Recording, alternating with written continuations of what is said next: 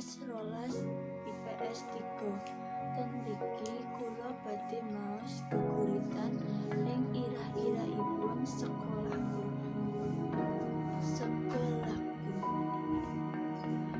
Anggo buku nutut ilmu, ngrungokke piwulang bapak lan ibu guru, kanggo masa depanku.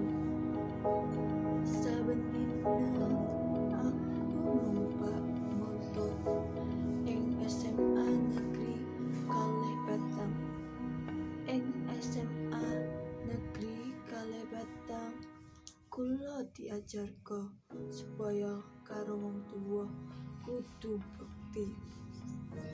Ing SMA Negeri Kalih Batang kula diajari marang kanca aja srek, diparingi PR kangge gladen, kangge sangat uripin tengah hidup raya. Tambah dina tambah marem atiku.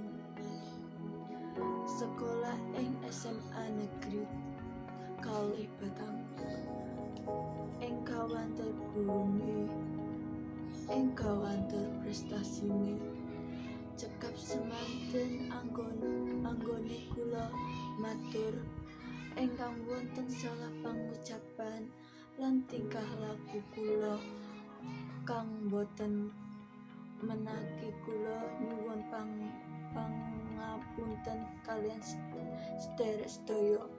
Monggo kita sedaya ngaturaken hamdalah kangge nutup acara geguritan niki.